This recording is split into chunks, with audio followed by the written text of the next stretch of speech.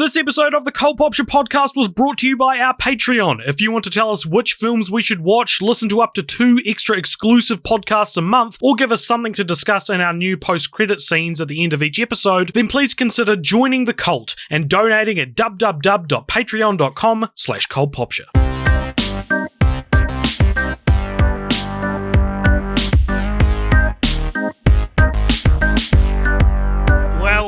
Well. Welcome to the Popture podcast. I'm going to readjust my horribly set up little podcast station here. We're still going. We're all good. Okay. Hey, Rowan. Hey, AJ. Hey, Richard. Hello. And hello to the fresh Prince of taste. Bel-Air. The fresh taste of a Coca-Cola Zero. That's right. This is the Popture podcast, the only podcast where we the drink hosts, carbonated drink. where the hosts drink Coke Zero and then burp into the microphone. Yes. Today I'm drinking water out of a brand new Sistema drink bottle I bought. I've been drinking out of pump bottles for too long. But now you're just drinking out of a thicker plastic bottle. Wow. Yeah, but it'll last longer. Yeah, you say that like it's a good thing. Like the period of time where I use it will last longer. Dude, the sooner you get rid of a water bottle, the sooner you can get back to the refreshing, cool taste of Coke Zero. All right, so let's get into what we're talking Enough about of this today. tomfoolery. Okay, so today it was one of those things. These off-weeks podcasts, we often try to tie into some kind of current event. But some weeks, there's just too many current events. And we can't decide on one topic, so we think we'll do them all. So we've done this once before where the three of us came together and pitched ideas for podcasts we could have done if that had been the only piece of news this week. We haven't ended up doing any of the podcasts that we suggested in it, but maybe we will here. There's also a second layer to this one in that we had an idea for a podcast to do this week, and Rowan would not reply to us all week, and we were unable to concrete organize anything. So we're like, Rowan, will you come to AJ's house at 1:00?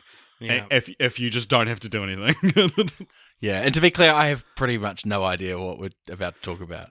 Wow, I think there's a bullet-pointed list on the group chat at one point, right? It's kind of like we've just got a list of like news stories related to pop culture that have broken in the last week to 10 days kind of thing. And yeah, we'll go through them, and then I mean, like, a lot of it's just going to be, what do we think of this announcement? Or like, this what are we thinking? Yeah. The idea is that we come up with, as you said, podcast ideas for this piece of news.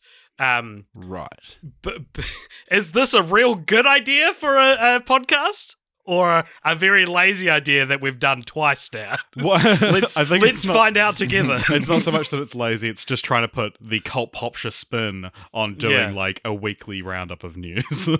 That's true. Do you want to give an example of, like, take a piece of news that isn't what we're about to talk about and give me an example of so last year when we did it, that like we're in the interim where Spider-Man was pulled out of the MCU.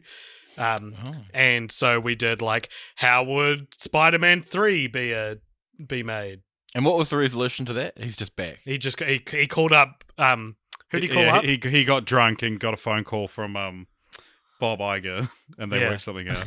Yeah, because he'd been like sending emails back and forth, and he was like, wait, Tom Holland was drunk and then he got a call from Bob Iger. Yeah, so he'd been, I think he was back in the UK, and he was like he'd been talking to Feige and sending out these emails, and essentially was like, I would love the chance to be able to talk to Bob about this.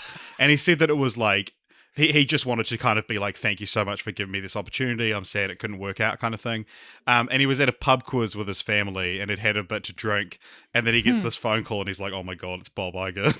and then so he takes the call. He like walks out of the bar, takes the call. And then he like, a couple of drinks in, emotions tend to get the best of us. And he's just like, oh, I just want to play Spider-Man again. Like, and they ended up working it out. But that's not what we're here to talk about today. No. Right. So, what is our first piece of news, Richard, that we can talk about? So these are kind of just like in the order I thought of them.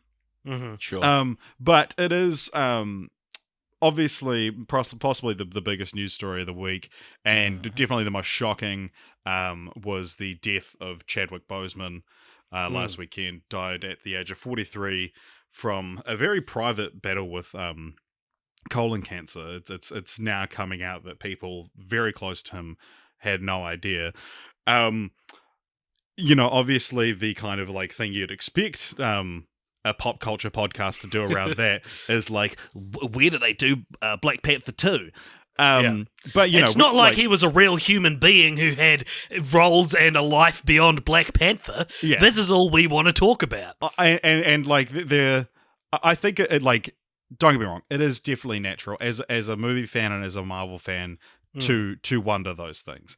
But there's a time and a place for it. And I think like Screen Rant got a lot of backlash because within a couple of hours they're like, here's 10 ways they can continue. Yeah. But yeah, I think it's Looper, the YouTube channel, posted like 8 videos about Chadwick Boseman. Yeah. Like they're all like the same topic. It's gross. And so I wouldn't want to suggest we do a capitalization on that in any way.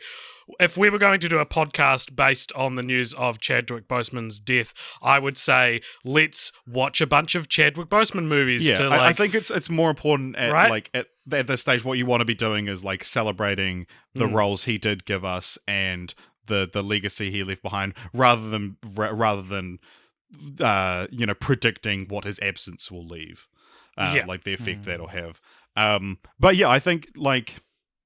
You don't need to necessarily use your platform to be like Black Panther 2, but I don't think you should feel bad for wondering, No. I'm just saying, like if a close friend to you dies, you think about like, oh my god, like what's my life going to be like without them? And the relationship as movie fans we have with Chadwick Boseman is his work, and so. Yeah. I think it's that's the relationship. It's perfectly natural to wonder, but there's a difference between wondering and using your monetized platform to talk about something that definitely doesn't matter in the grand scheme of the man's life. But so, have you guys seen any other Chadwick Boseman films? Only The Five Bloods. Yeah, what do you think of him in The Five Bloods? Great. Yeah, he's good in that. Great. And I think his passing only strengthens what you get out of watching him in that film now. Yeah, because in The Five Bloods, beautiful, but yeah. In The Five Bloods, he's like he's the dead soldier that they returned to Vietnam to honor, and he's dead too young. Died too young. The whole film's concept. Yeah, that's cool. I've seen Get On Up, the James Brown biopic. I saw that years ago before I even knew. I saw it at the movies, so it wasn't he wasn't Black Panther at the time. I think I've seen 42, but in the kind of context where like it was on and I wasn't really like I think I was like in another room and I kind of like followed bits and pieces of it. But yeah, I definitely like I'd be keen to check out some more of his work. Well, there you go. Chuck that on the list as watching Chadwick Boseman movies. we all watched The Five Bloods, Get On Up, and 42. And there you go. Marshall. Marshall. We could have done that, everybody. We could have done that this week. We could have done a very beautiful, moving tribute to the work and life of Chadwick Boseman. And instead, we're just going to talk about not doing meta approach. We mentioned we made it very clear that it would be in bad taste to talk about his Black Panther stuff. What about this other podcast ideas? Other things that would be bad taste to talk about. Other things that would be bad taste to turn into content. So it's the same thing we're doing now, like taking the week's news, but what's the most bad taste podcast ideas we can come up with? Yeah. Speaking of bad taste, Mulan was released on Disney Plus for $40. That's $40 New Zealand. If you already have a Disney Plus subscription, you have to pay additional money to watch it. It will be free from December 4th, so if you just want to wait, you can. Otherwise, legally you have to fork out 30 US, 40 New Zealand dollars, which actually I think works out so that we get it slightly cheaper. Yep. Oh. Yeah, so I don't know, shady business practices That's the government's tax credit working in our favour. Film and production deals. Yeah, shady business practices we object What's to. shady? Yeah, nuts. Yeah, right. Unethical. We could have done this with Tenet's release as well. Unethical moves, unethical Hollywood decisions, releasing Tenet in the middle of a pandemic, making people pay for Mulan, and then do a bunch. But you may not know that 10 years ago some movie did this, and that was also unethical. That would be a legitimately interesting podcast, I think. Yeah, like if it was well researched and yeah, which there's things like that like biblical epic they did years ago where they like drowned a bunch of people because they made a giant flood. Yeah, that would be a good idea for a podcast. Be a good idea for a movie. Yep, drowning. It would be. Yeah, it's worth it for the biblical epic. Which is like movies versus COVID-19. Who wins? Whoever wins, we lose. Yeah. So, movies... everything's changing. Movies won't be the same. What about... Mulan's just like a glimpse into that reality. Things to do instead of watching movies. And Popture has to pivot away from watching movies. We have to go for normal a hike. hobbies are. Yeah. I like it. One thing we could have done if Mulan was the only news this week would be... this would be very cheeky. 5 or 6 years ago, I a few times hung out with Yosin Ann, who plays the male lead in the Mulan movie. This is before he was famous. I actually helped film an audition tape for him. I knew him through a friend, and I saw him a couple of times. Which character does he play? I don't think he's based... I think he's an original character. Yeah, he's an original character because they had to retool the love interest because like a superior officer falling in love with one of their soldiers was considered bad taste post Me Too. Yeah. Is he the love interest though? I think so. Yeah. I'm not sure. This morning. Is it good? I'm not sure. I'll pay $40. My quick take review is Star Wars plus Lord of the Rings plus Whale Rider. So it's pretty good then. Yeah, it's not bad, but there's a bit that really sucks. Otherwise, most of it's pretty high. That's like so it's probably funny. one of the better Disney remakes. Yeah, it's not great. It's like combine like these 3 amazing properties and these no, like those are the movies. Vibes that the film gives you. I'm not saying sure. it like lives up to whatever those 3 films are. Yeah, like it's the formula. attempting to be each of those kind of things. So anyway, I hung out with Yosin maybe 3 or 4 times in like 2015. I think I saw Whiplash with him. Wow. Like, this is how much, like, he was a mutual friend, so it's not like we hung out, but I never added him on Facebook. Oh, you did. I never did. And if I did, we could have scored an interview with Yosin Ann from Mulan, I think. I think that's not outside the You should try realms. getting in contact with him and be like... No, because now it's so, like, he wouldn't accept a friend request from me. He probably doesn't even remember who I am. You guys saw Whiplash, the best movie of the 2010s together. He will remember that's true. That's true. Maybe I didn't see it with him. I can't remember. It was the same mutual friend, and maybe it was someone else. I can't remember. Anyway, so that's my little connection. Like, I remember when it was announced that he was cast in Mulan. I was like, oh my god! And I looked up to see if we were Facebook friends, and we were not. And I was like, I believe... I could have leveraged our friendship into my success. I do believe that. I think Kieran, who's been on the podcast before, knows someone in the cast as well. And I think Dave, who's also been on the podcast before, does as well. Wow, we're together. Well, it was filmed in New Zealand, so it's like it's not a common. There's New Zealand famously is like everyone knows someone who knows someone.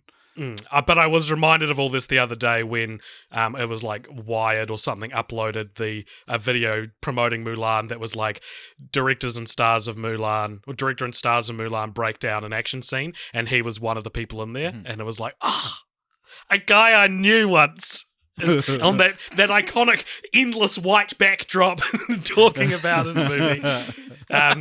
So that hit close to home for some reason. But yeah, there you go. So there's an idea if Mulan was the only news this week. And you touched on it, but speaking of new releases, in the last couple of weeks, it's been a very strange release. But Tenet, the Christopher Nolan film, was finally out. Originally scheduled for July.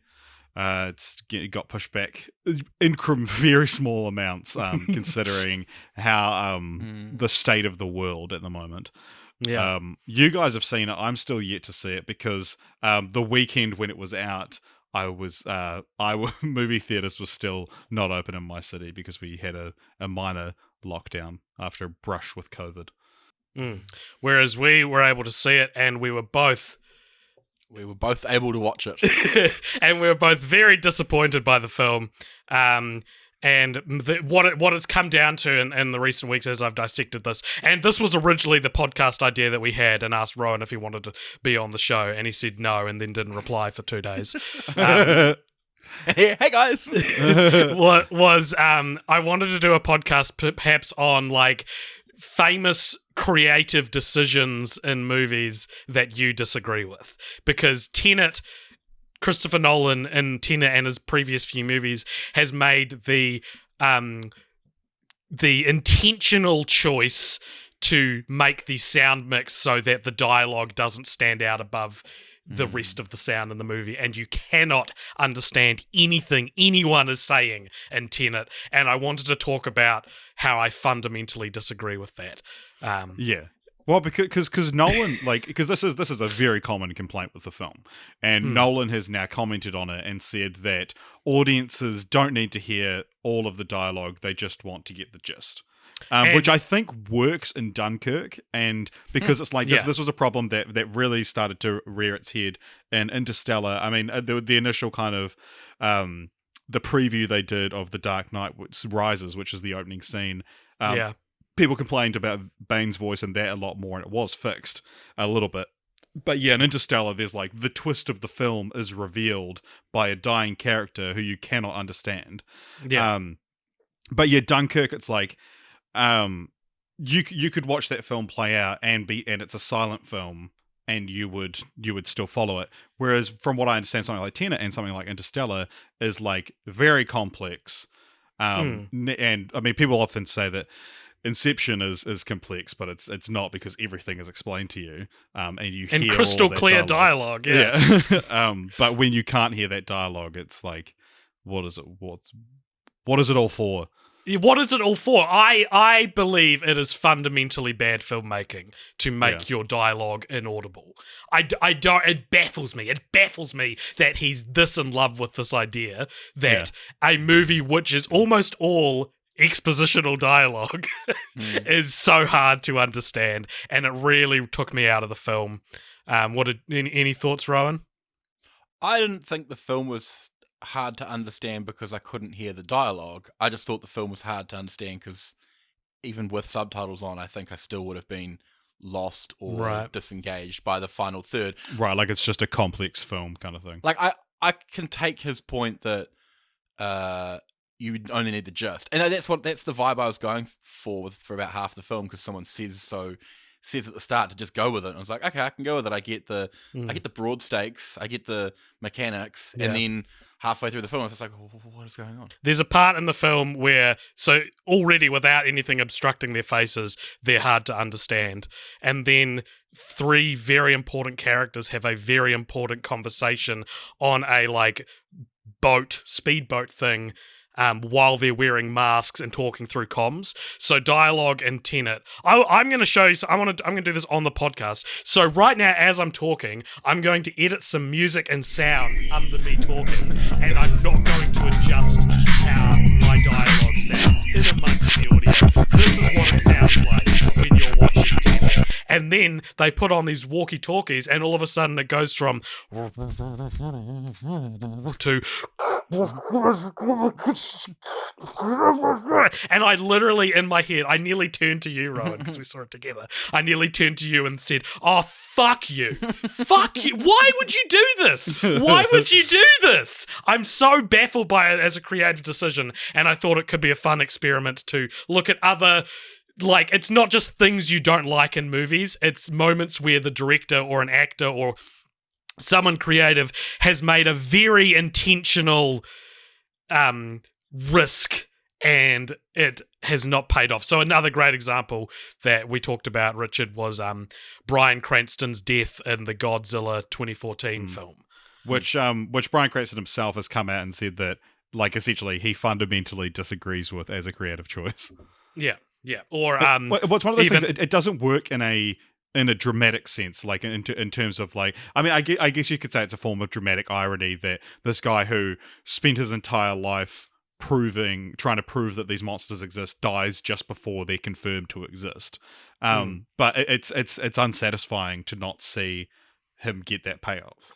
And also, you've got Bryan Cranston in your movie. Yeah, he's a much more interesting character. Yeah. Maybe make him the main character instead of Aaron Taylor Johnson, who's also in Tenet, who you also can't hear. Is he in Tenet? He's in Tenet. Sorry, maybe that was a reveal. When are you saying it, Richard? Yeah, you were very apathetic about Tenet, Richard, so I'm not as cautious about spoiling cast reveals and things. I reckon you might really enjoy it now that you've had like all of the pretense of what it is stripped away. I actually now I'm kind of like, fuck, maybe I will really enjoy it. A lot of people at work... Aaron Taylor Johnson? Damn. My view on the film, since I haven't seen it again yet, but I'm looking forward to seeing it again. And now that I've had the chance to like dig through what it is, like, I like conceptually what it is. I just think, at least that first time viewing it just didn't work for me. I don't think I'll ever see it again. Anyway, what were you saying, Richard? Yeah, I'll see it at some point. Like, everyone at work... You should go today, though. Like, see it It's very possible I will go today, if not you should. tomorrow. Like, I'm seeing it this weekend. Yeah, Let's just say that. Let's leave it at that and just move on. Good. But yeah, like a lot of people at work have seen it and be like, yeah, I thought it was amazing. And I was like, yeah, I've heard you can't really understand the dialogue. And they're like, yeah, like that was a problem. And I didn't follow the film at all, but like it looked really cool. And it's like, it sounds like you didn't like it. Like, the thing is, they will if like they're at the halfway point in the movie. If I think everyone understands what's going on at that point, and that's a pretty cool. Like, as an experience movie, there's some moments where it's pretty fun. The problem is it feels like a parody of a Christopher Nolan movie for most of the time. Yeah, that's what I thought when I saw bizarre. the first trailer. Yeah, that's the thing. Is the most annoying thing about? I feel like I'm locked out of the clubhouse with not being able to understand the dialogue. Like it's frustrating because Nolan is as it is for a lot of us, I'm sure, and. Oh, fuck it, pun intended, is the inception of a lot of my interest in film, right? I'm glad Nolan was that you confirmed that pun was intended. I would have wondered. Nolan is like responsible for so much of my love of filmmaking, and God, what I just want to enjoy one of his films, but I haven't been able to fucking understand them for 5 years. What percentage of Tenet do you think you didn't understand? Dialogue was. Like maybe 50 to 60%. Oh shit! See, I'm sitting at more like 5% or 10%. Like you've got ears of steel, then, dude. You've got golden ears cochlears. Of steel, like be shit at hearing things. Yeah. Oh no! I mean, I can see the complaints, but I don't think it's the film's complete undo. It's not like fix that and you fix the film. I think the actual problems I don't know. with Tenet I don't know enough about the film because I couldn't understand what anyone was saying. No, I think stuff like at the end, all of the characters you're tracking look exactly the same because they're all wearing like identical costumes, and yeah, I didn't understand what the end was about either. Yeah, I didn't understand the stakes of the scene. And then at the end, there's this emotional part where they're sort of, debriefing what has just happened, and it sounds like this. Yeah. I got the gist of that. And I think as an audience member, I can enjoy that. Like, Dunkirk was inaudible as a creative choice, and it worked because you don't need to hear anyone in that. Well, there's also an in-universe reason that it's so loud. Exactly. Like, when it's being overtaken by the score, it's like, just turn the score down, Nolan. Whereas, like, it's because they're in the middle of a fucking war. Which like, is a great decision.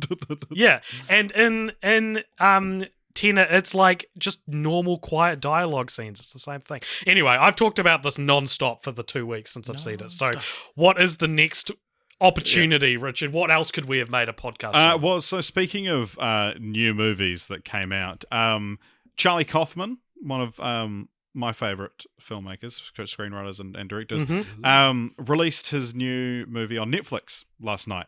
I watched it. I really enjoyed it. I am not sure I understood it. It's it's like Normie's reviews of Tenet. yeah, it's Kaufman is like known for being quite like an alienating creative voice and quite esoteric, and this is probably like, for better or worse, like Tenet, it's the most like him movie he's ever made. Yeah. However, it did remind me of speaking of podcast ideas we could have done. Not long ago, the three of us again did a podcast on unfinished or abandoned pieces of media that we would love to see the light of day. Charlie Kaufman wrote a script in the early 2010s called Frank or Francis, which I was like so looking forward to. It was this found some stuff about it, and the script is available online if you want to read it, but it's about and it's in the broader sense, it's about film criticism, and it would have revolved primarily around three characters. Frank Arder, who was to be played by Steve Carell, who was a pretentious, self-important screenwriter turned filmmaker whose film You is nominated for 29 Academy Awards. That movie within the movie features Arder playing every character, including a homeless man, woman, children, and even African Americans. Francis Deems, Jack Black, a highly intelligent but enraged film blog commentator who has earned something in the way of a following and still lives with his parents, specifically in their attic. And Alan Modell, played by Nicolas Cage, aka MC, a formerly successful comedian known for his roles in lowbrow comedies with titles like Fat Dad, a character of Eddie Murphy kind of thing. Yeah. And so it was going to be all these characters, and then there was like this giant head or something like that was going to like control something. I remember, I haven't read about this in like a decade, but and the whole thing was a musical as well. Oh my god. Yeah, there are elements of this in he released a novel like a month or two ago, which I'm still making my way through because it's quite long, called Antkind, and it's about a highly intelligent but enraged film blog commentator who discovers a reclusive filmmaker who's spent 90 years making this stop motion film, which is 3 months long. And so he is the first person to ever see the film, and then the creator dies and the film is destroyed, and all that's left is like one frame of it, and he has to essentially try and convince the world that the greatest work of art that could ever exist has already existed. And he's like, because he's also trying to piece it together from his memory, and also deals a lot with like issues with race, and I think that like this probably would have touched on with Steve Carell's character playing like women, children, and African Americans. But yeah, that's one that will never see the light of day, and I wish it had. So this, to draw it a bit back again to the premise of the podcast, on this podcast ideas based on this week's news, Volume 2, one idea we could have done would be Lost Media Volume 2. Yeah. Very nice. So I'm thinking of Ending Things as his new film on Netflix. I'll probably watch that this weekend, along with Milan and Tony Hawk's Pro Skater. I don't know. Oh god. Let's talk about Tony Hawk's Pro Skater remaster, which came out yesterday. That wasn't intentional. Yeah, so Tony Hawk's Pro Skater 1 and 2, classic, sort of early like PlayStation era gaming games, have been fully remastered with the original soundtrack, which is like the big kind of thing with these games. Just came out yesterday, and I haven't got it yet, but I'm pretty keen to at some point. I don't know, what games deserve remasters? Yeah, that's a great one. That's one we should do. Unless it's just the answers are real obvious. The answers are just Tony Hawk. Oh no, that go Crash Band. Oh no. Rowan, did you ever play Tony Hawk's? No, neither. What were your games like growing up, Rowan? I've heard AJ's like he's fucking talked about them to death. Oh, come on, but I would love to hear yours. We didn't have a PlayStation or anything when I grew up, but on the computer we had Age of Empires and Red Alert and Civilization 2. Nice. And a bunch of math games. I actually showed Richard the clip from Command and Conquer today where Tim Curry is like, Spies! And Oh my Richard god, I had has- never seen it pretty before, funny. and it's the funniest thing I've ever heard. You should put it in this podcast because I know it was a Patreon exclusive that you put it Yeah. into. But oh my god, Yeah, I'll put it in this Isn't it one like right the here. one now. place they can't follow me. Yeah. yeah. Spies. I'm escaping to the one place that hasn't been corrupted by capitalism.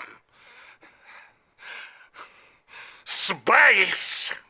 Oh And how he like cracks up as he's delivering the line. Yeah, What did you say, Richard? You're like, you can see him reconcile with the fact that he has to say it. it's very funny. So video games we never played but always thought looked cool. That's a That was really my good idea. Yeah, Because I never played Tony Hawk. So Yeah, what are your guys' video games you never played but look cool? Oh, like I don't know, we didn't have a PlayStation, but I was... Every game. Yeah, so many games, bro. Yeah, I don't know. This isn't exactly the answer to the question, but when Cuphead came out, I was like in love with the rubber hose animation throwback style of it. And I was like, I have to play this. And I started it. And the thing about Cuphead is that the gimmick of it is that it's like excruciatingly difficult. And I was like, why did it have to be hard? Why did it have to be a hard game? Why was that a prerequisite? Like, I would love to play a game with this art style, but I'm just not in the mood to like pull my hair out try. trying to defeat bosses. Is it the kind of game where like you die a lot but death is kind of just like a slap on the wrist, or is it Sure. But it's still, I would like being a difficult game does not inform that art style. You know what I mean? Like, they're not hand in hand or anything. So I felt like I was missing it could out. be because it's like obviously the actually like being a fucking hand drawn 2D platformer. You need to like elongate the game as much as you can because you don't want to have to draw all that shit. Maybe that's it. So the only game that got released this week though, the Avengers Square Enix game finally came out. So this could be like things you were real looking forward to for ages, and then when they finally came out, you were just kind of like, Just don't give a fuck, yeah. Well, that's like Tenet. The Rise of Skywalker. long-awaited disappointments. That's a good idea for a podcast because, like, you look at something like So Duke positive. Nukem Forever. Not that I was looking forward to it, but that was so. Duke Nukem Forever, I believe, took like 10 years to come out. I think it was like 13. Yeah. And no one ever, it's not at all a notable game. But that would also tie into the release of New Mutants. Long-awaited things that ended up being disappointing is a great idea for a podcast, and we should absolutely do it. officially disappointing. Yes, 22% on Rotten Tomatoes. Yeah, like that works for a few things as well because you've got Avengers game, New Mutants, the Batman starting filming again.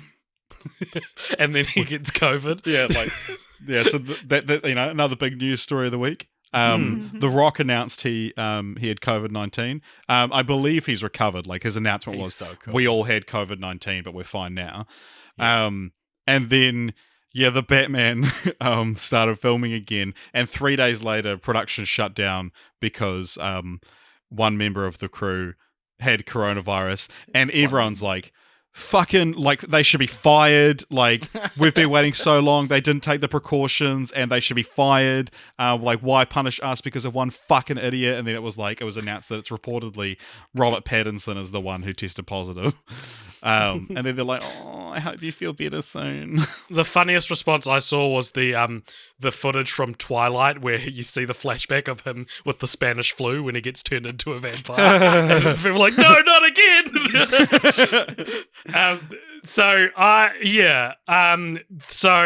I don't know how we would turn this into a podcast We idea. could do a but podcast about Robert Pattinson because, there's the whole thing going around that it's like girls had Robert Pattinson for years. Now he belongs to the boys. And, That's not a thing, is it? yeah, man. and so do like girly actors that we want as boys. Yeah, And that's a great idea. Or okay, let's extrapolate it more into like typecast genre actors that we would like to see do something experimental, right? For the One boys. For the boys. One for the boys. Okay, fine. Of course, and that's implied. Well, who's an actor you would want to see convert from for the girls to for the boys? I don't know. What are some for the girls actors? Like, well, no, I feel like they all have done, because I'd say like Channing Tatum or Zac Efron, but both of those guys have done pretty. I think Zac Efron's still right now is in the For the Girls camp. No way, man! He did. No way, he I did think that real shitty Ted Bundy movie. I just mean I don't think he's been taken away from the girls at this point. Right. Well, Yeah, no, he's still Yeah. very much like predominantly eye candy.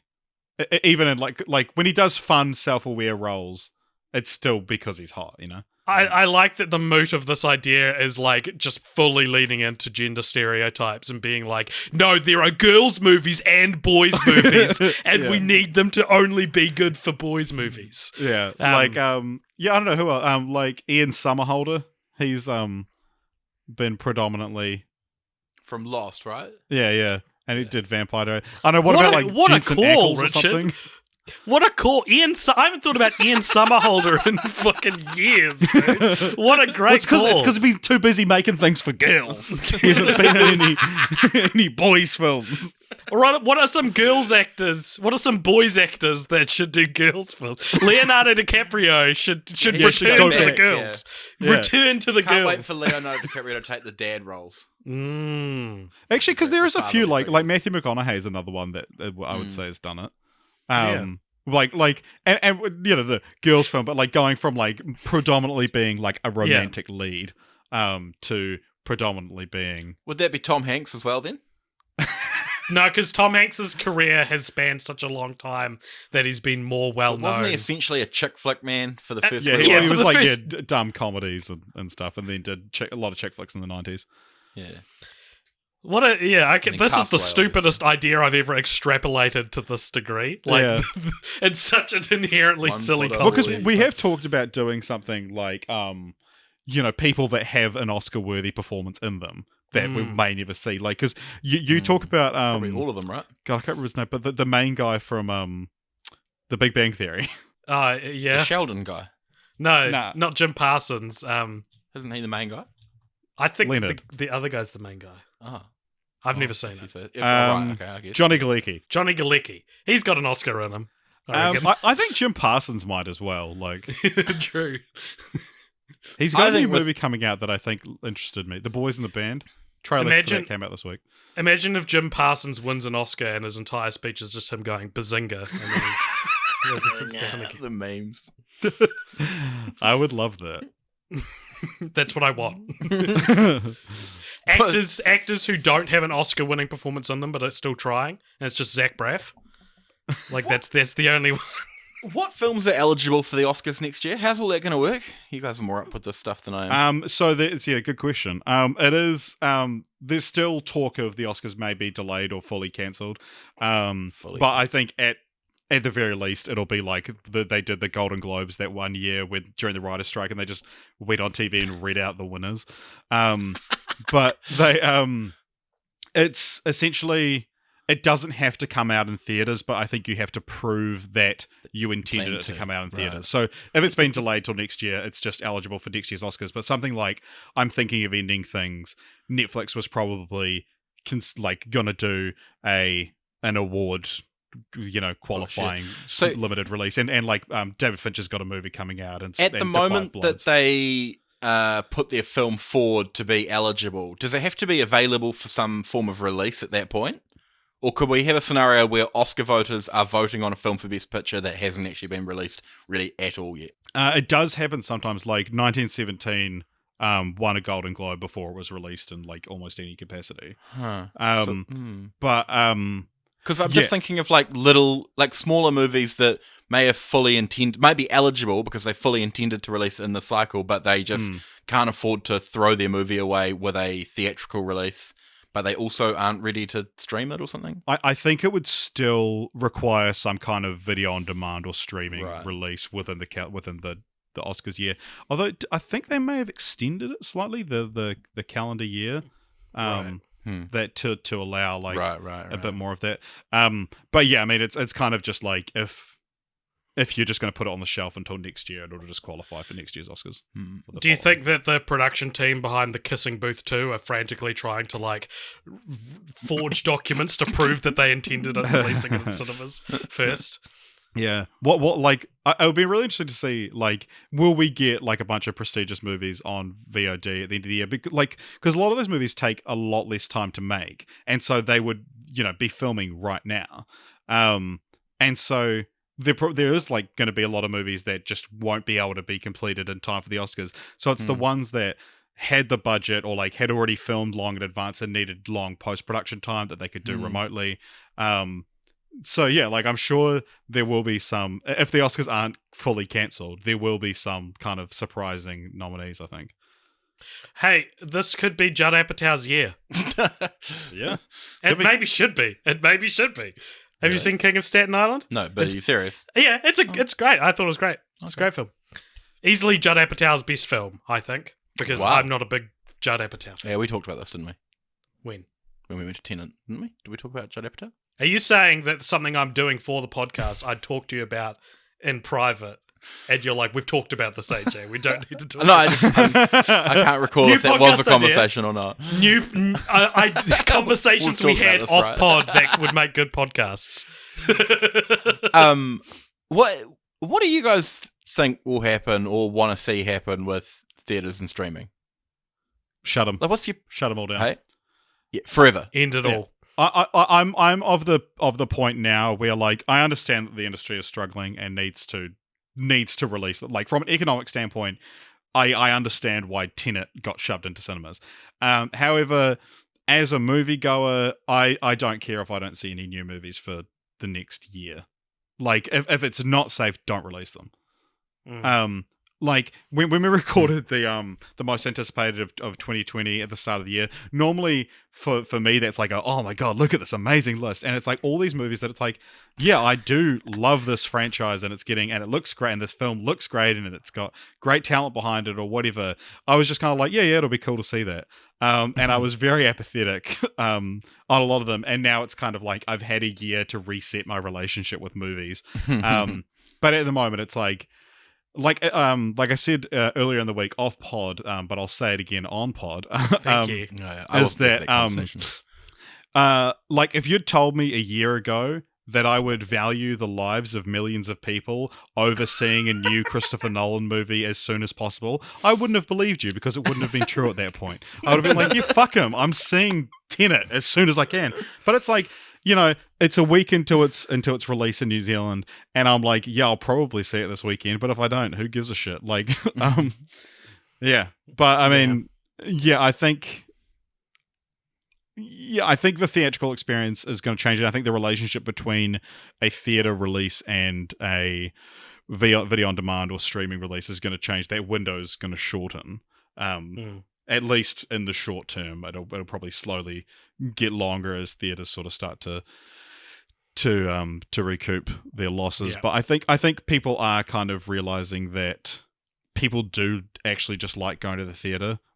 This like, they're talking about how it's going to kill the mid-level movie, but like if studios license old films to play in the cinema, like people, it's Saturday night. People need something to do. They'll pop to the movies and see fucking Jurassic Park. Have you been to many of those re-release screenings though? I've been to a few. Yeah. Were they well attended in Auckland? Like, because you said that you thought people were sending a signal that they wanted to be going back to the cinemas. That runs contrary to my understanding of things. Interesting, yeah. I think, I guess it varies. Like, I've seen screenings of those that I've tried to go to and they've sold out. And then there's ones I've been to and, it's been a quarter full kind of thing. It depends on the movie and the marketing of it as well, because a lot of people don't even know that they're doing these things. Mm-hmm. That's the thing. I think they've been marketed real bad. And what I would love to go to, like, hey, we're playing the Back to the Future trilogy all in one go tonight, but it's a lot more, the expectations of cinema etiquette are a lot more casual. Maybe there's like a candy bar in the cinema. And Crispin Glover's there. Yeah, Crispin Glover's there. And you can just quietly go and get some drinks, and it's like the movies are playing and you can whisper with your friends. Maybe the lights are only a little bit dim, something more casual, like big movie nights. And play shit like The Room and Cats and like fucking let people yell at the screen. Right. There's Hollywood Avondale, which is like the best theater in Auckland. has done screenings of Cats. They call them catnip screenings, and it's like just get real fucking high and then come to the movies. And yeah, it's obviously worded on the page like we're not condoning the use of weed, but like do not weed, come is to it this film weed sober. people are smoking to see Cats? I would assume it would be like magic mushrooms. I would have assumed people are smoking magic mushrooms and then seeing Cats. So I take it you'll be voting to legalize magic mushrooms in the referendum this year. Yeah, sure. A new season of The Boys came out yesterday. It's worth mentioning. I think, Rowan, did you watch the first season? Yeah. We all enjoyed first that. I don't think episode any of back us this have morning. started season 2. I started watching it this morning. Nice. Is What it good? happens in it? No, I'm just kidding. So far, so The good. reviews are very good, and Yeah, I'm they keen to see are. more of that. Just kind of like it's not remastering; it's just a re-release. But there's 3 3D Super Mario games are being ported to Switch. Imagine if we talked about this for 10 minutes. Yeah. I'd be so mad. I'd be like, What- let's just move on. What games would you like to play again? But not remastered, not updated in any way. You just want them on a current console. Oh, Okay, that would be fun. let's- Dragonheart Fire and Steel is my absolute game. The game I want them to like I've never release heard on of the that iPad. game. Have you heard of Dragonheart though? The movie? But yeah? Yeah, there was this like Are you 2D side-scrolling like hack and slash game. Wow. Fuck yeah, Okay, that's awesome, man. let's turn this into an activity to try and not dwell on these. Unless it's like a one we obviously want to talk about, let's just go through them one at a time, and we'll go 1, 2, 3, and each of us pitch an idea for a Okay. podcast based on that. Oh, right, yeah. Yeah. So John Boyega spoke out, quite heavily criticizing his experience with Star Wars. The gist of it, because as audiences, that's all you need, is that he says that Disney essentially used his race to market the film, but then had no idea what to do with the character. Okay, here's my podcast pitch for that.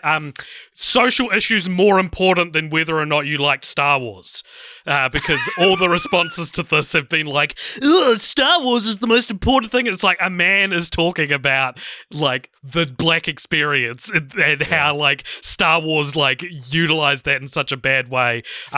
All power to John Boyega, man. Fuck yeah, like good on him. Someone Good on needs him. to say these things, kind of thing. Yeah.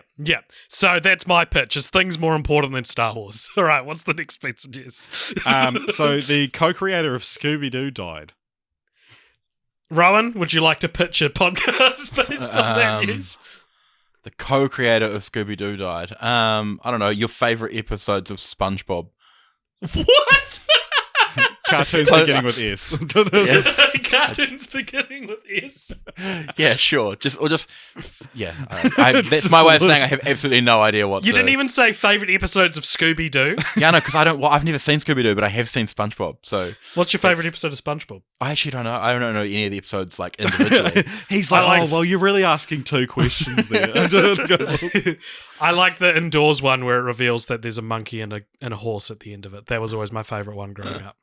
I need to watch some more SpongeBob. The Band Geeks is obviously an all-time classic. Of course. Um, Of course. Grizzly 2 is being released after 40 years. The film starring George Clooney, Laura Dern, and Charlie Sheen. It was filmed in 1983 and has kind of just been like sitting on a shelf somewhere. And it's gonna be see the light of day finally. Okay. Oh, cool. Exciting.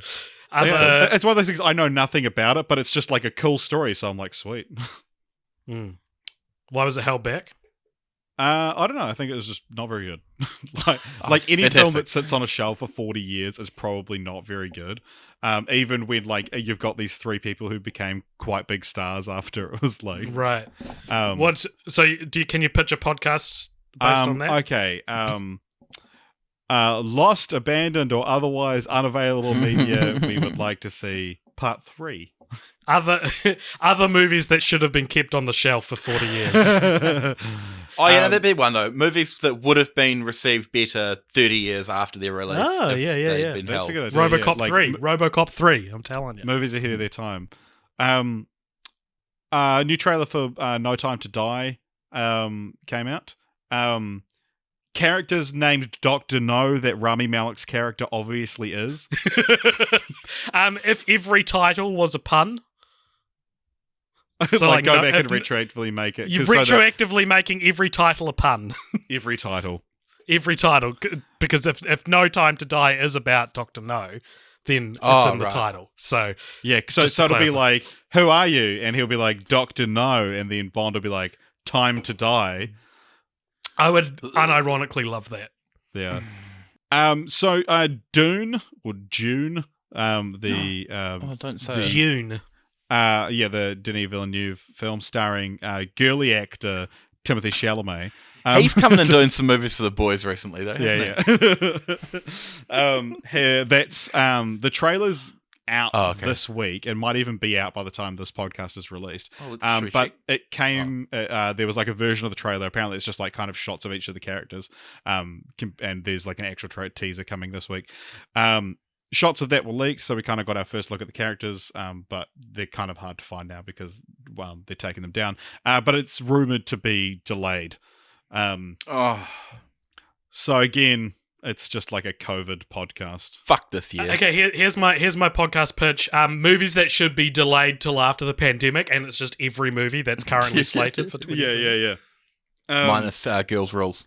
No! I have to see American Pie Girls' Rules. AP Bio, the Glenn Howerton plays Dennis the teacher show. Glenn Howerton from Always Sunny in Philadelphia. That got a new season. It was cancelled, and the new season came out this week on Peacock, NBC streaming service. So just a show revivals. Show revivals, which we've kind of done already. Cancelled shows that need a comeback season. Yeah. Cancelled shows that don't need a comeback season, but we'd like to see one anyway. that was actually Rowan's opportunity to pitch a podcast. So, that's Rowan, please pitch a podcast on, again, a topic that you have nothing to do with. App Bio coming back for another season. App Bio. What's it called? AP Bio. AP Bio. Oh. Advanced Placement Biology. I've never said it out loud or heard it or seen the show. Great sitcoms set in a learning institution that should have had another season. Community, not AP Bio. Right. Yeah, the other. Yeah. All right. So, two similar stories that came out. Godfather 3 is getting a re-edit from Francis Ford Coppola, and also Rocky 4 is getting a director's cut, and Sylvester Stallone has more or less confirmed that he's going to be cutting out the robot from the film. So now this is a podcast idea we should do. We should have done this week. Yeah. I've just realized director's cuts that you want. Well, but not just of fucking Star Wars: Rise of Skywalker. Sure. Let's see random films. the prestige films and prestige directors director's cuts Stallone and Rocky 4. Yeah. Right, but right. It's also like movies with one small issue that like movies that were almost perfect. Well, on the last time we did this podcast, we pitched movies that need sequels movies that need a second chance at a sequel or something like that. And this is sort of what it is, because I haven't seen Godfather 3, or Rocky 4. It is or Rocky 4, but it is Godfather 3 is by all accounts the weak link in the trilogy.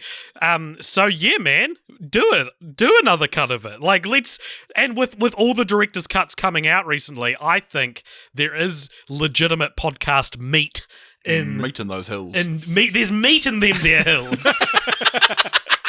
in doing a podcast on director's cuts or recuts, because in the case of The Godfather 3, this is a recut. It's not like he made this already and it never got released. Yeah, both those films. Same with Rocky 4. He's cutting it now. Yeah. Have you seen the title of it as well? Yeah, it's called The Godfather Chronicles: The Death of Michael Corleone. I think it's the Godfather Coda. Yeah, the death of Michael Corleone, which I didn't know he died. So there you go. Spoilers. Are both those films for HBO Max? Perchance? Are they doing a thing of reissuing lots of films with director's cuts? Maybe HBO that's going to be their thing, is what we're talking about. That'd be kind of cool. But you know what? I forgot about the Snyder cut this whole time. We're talking about that. Yeah, these director's cuts coming out, all these ones coming out. I was like, I guess there was Apocalypse Now last year. No. Well, there's the Snyder cut, but then it's not coming out. But David Ayer has talked, cryptically about the Suicide. He's keen on doing it. I'd like to see that. Oh, the Schumacher cut was also talked about as well. For what film? I think Batman Forever.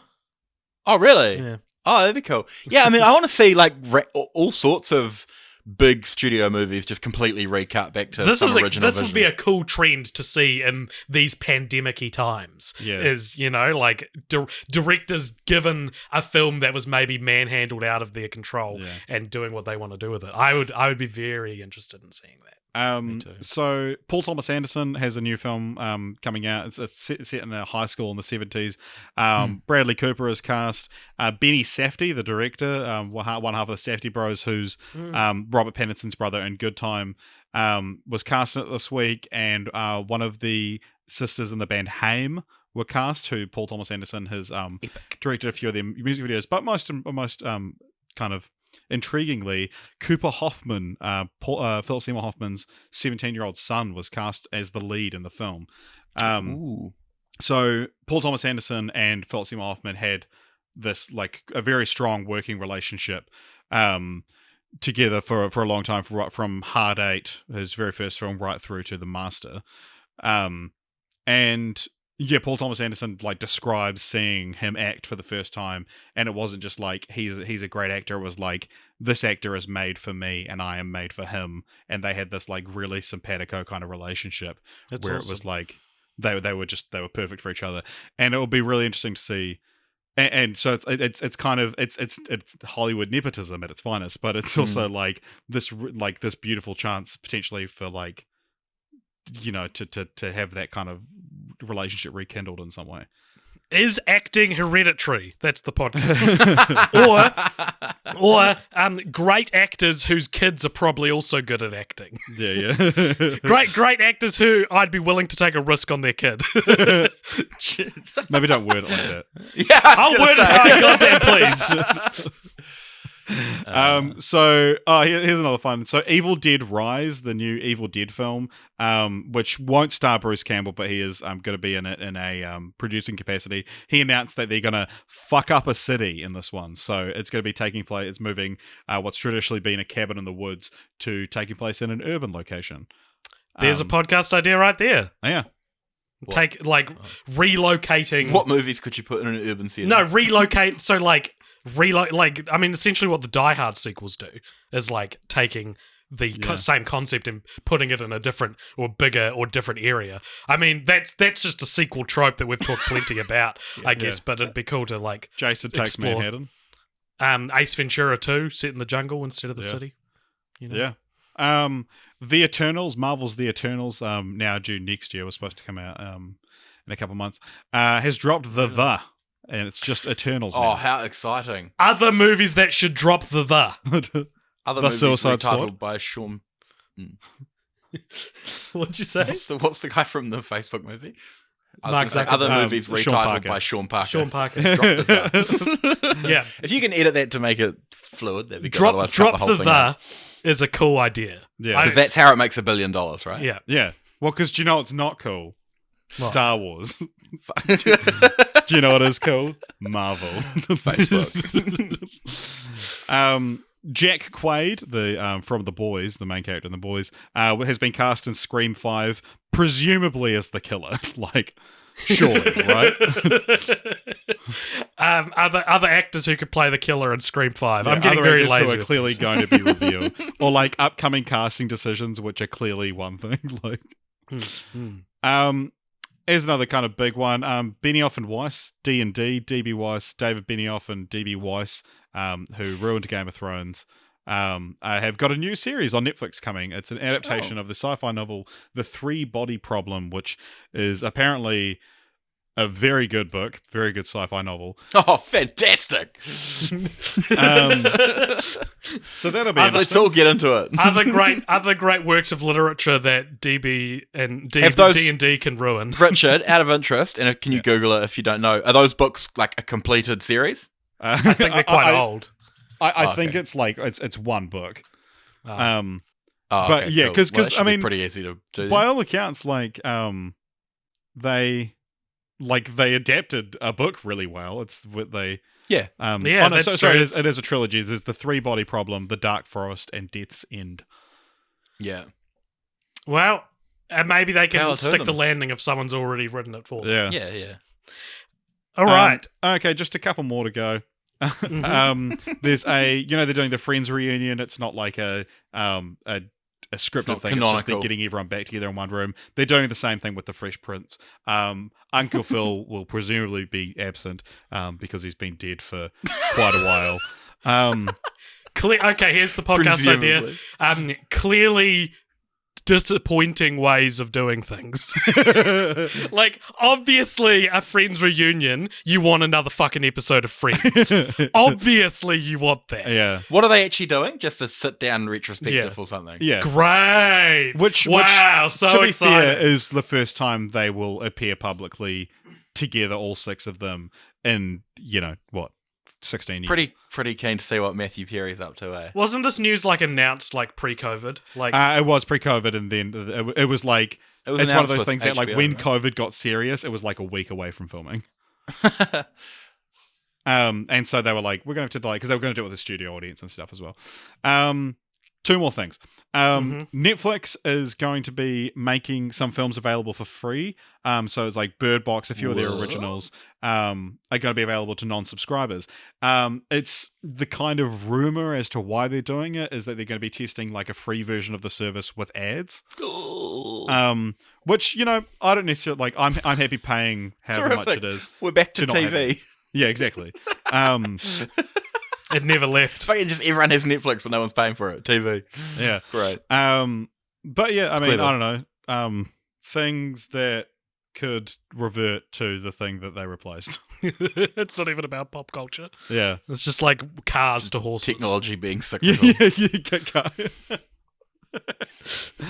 Cars announced to be dragged by horses again.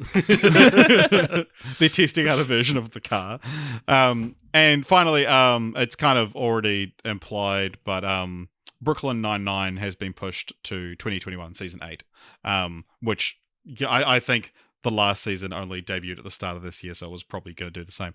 But I think Brooklyn Nine-Nine, I mean, we could maybe not a whole podcast, but if we'd, organized this episode better, we could have had one of the longer discussions at the start, but what to do about Brooklyn Nine-Nine. What do you do about it? What's the dilemma?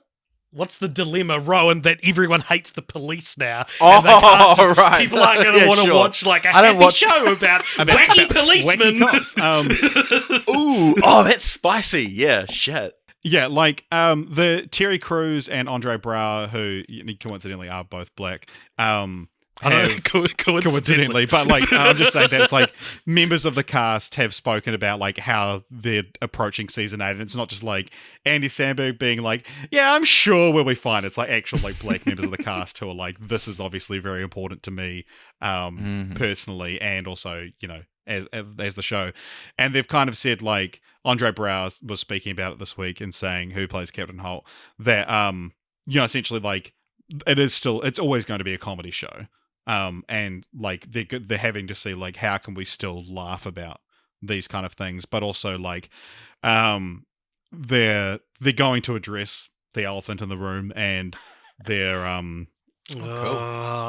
look, to be fair, and you haven't watched much Brooklyn Nine-Nine, but they do tackle these kind of topics. I know, but remember, but they've said that they're not going to lean on, they're not going to just rely on living in a fantasy world, which they kind of have been for the last 7 seasons, where it's shows like The Good Place and Parks and Rec take place, all by Michael Schur, take place in kind of a heightened reality where everything's you wish the world was a little bit like this, and I think with season 8 they're not going to be leaning on that. You remember when who was in 8 Simple Rules who died? John Ritter. When John Ritter died and they worked it into the show, I remember seeing that on TV and being they should have just cancelled the show.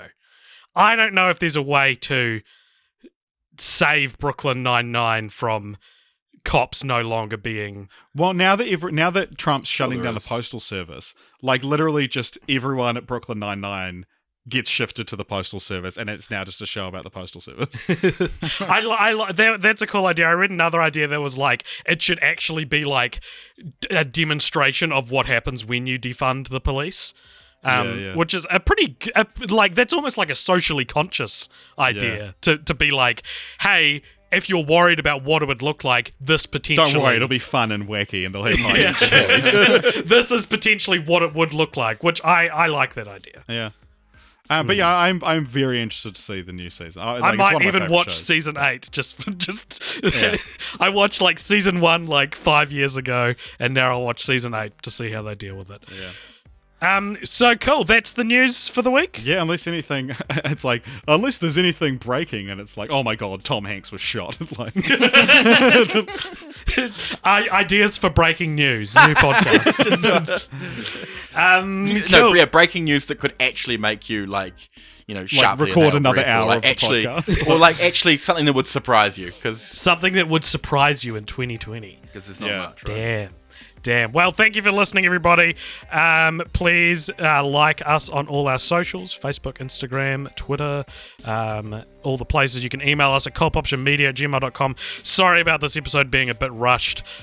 It was a bit rushed. That's the reason why. And I need to go to lunch. Rowan. Where are you going for lunch? To my kitchen. Oh, right. Nice. Can Thank Rowan you. come? No, I'm Do you gonna want some enchiladas? probably sprint out the back door. Do you quite like living so close to the supermarket? I don't live close enough to the supermarket for it to be like, I live close enough to the supermarket. But do you walk there? I actually get it delivered. How shitty is Oh, that? AJ! How shitty is that? It's like got to be like 10 minutes walk. Yeah, but I don't like carrying big bags. How big are your When I supermarket lived in shops? Christchurch, I lived like 30 seconds walk from a supermarket. And I tell you what, it's great. Like, you just use it like a pantry. Like, there's no point doing a shop. It's just like, oh, I feel like food. I'll just. Yeah. It's the same as going to the kitchen. Yeah, that's what I want. That's what my dream is. Anyway, thank you for listening, everybody. Stay tuned for the post-credit scene, which we need to record, Richard, but I can't. Maybe we could record it later. So, yeah, thank you for listening. I'm really desperately trying to turn this clearly rushed ending into something that sounds intentional. Just slow it down and post. Maybe this is a intentional creative decision that you disagree with. Let us know. AJ. Let us know your podcast ideas. AJ, That's- you know for a fact that after 1 hour of recording, Audacity does not like the file. And we are now approaching 1 minute, 1 hour and 7 minutes. I know. Okay, let's stop. Okay, goodbye, everybody. If you hear this, you'll know Audacity played ball.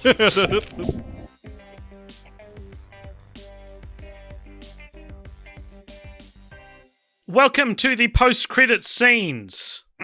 This is AJ. AJ, we're just recording one. You're right.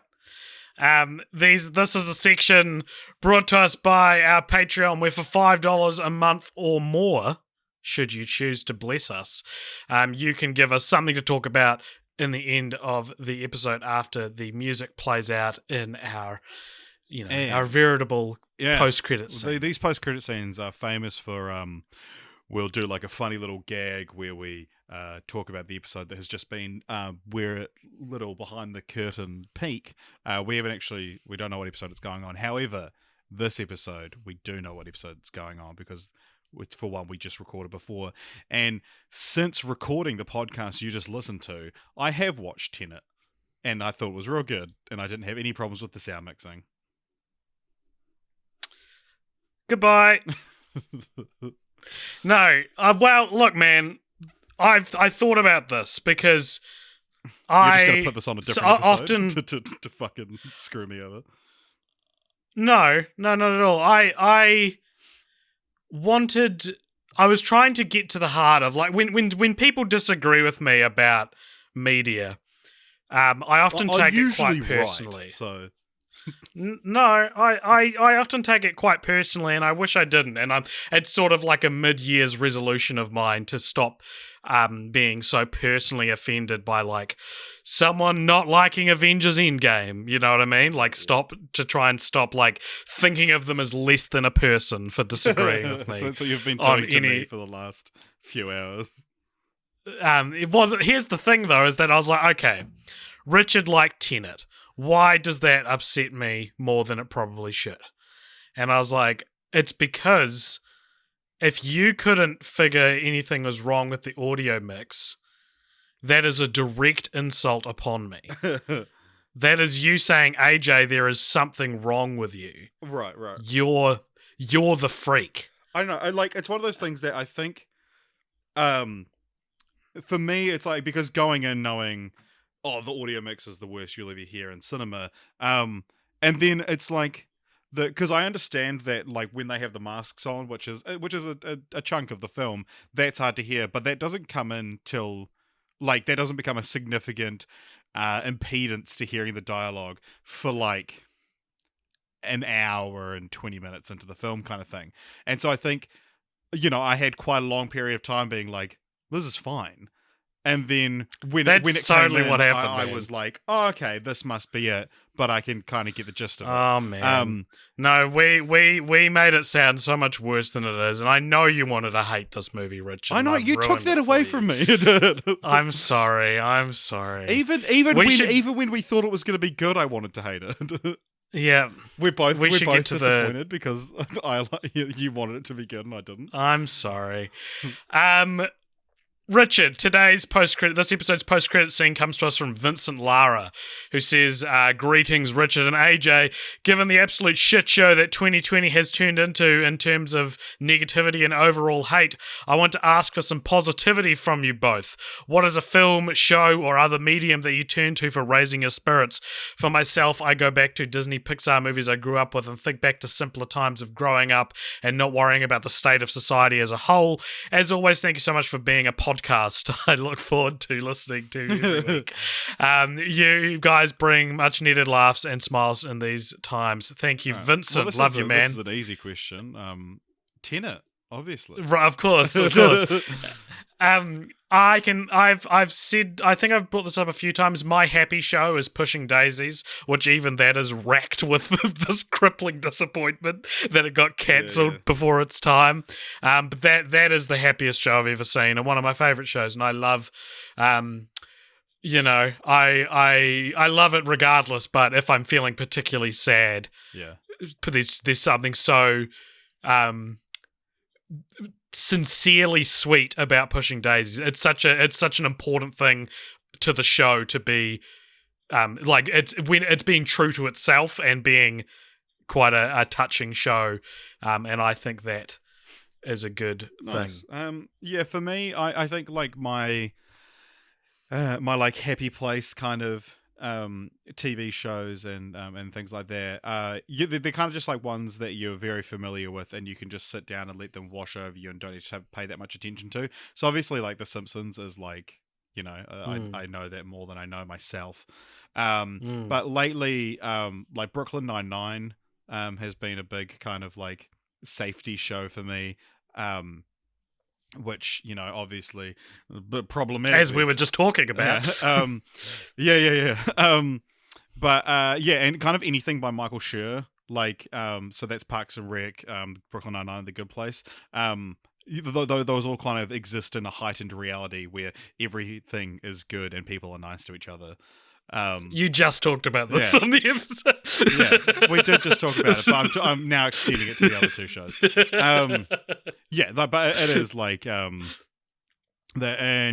also find again lately, like during lockdown and stuff like that, finding like video games being really kind of therapeutic, and so there's things like Lego Marvel Superheroes, and I've been playing Unravel.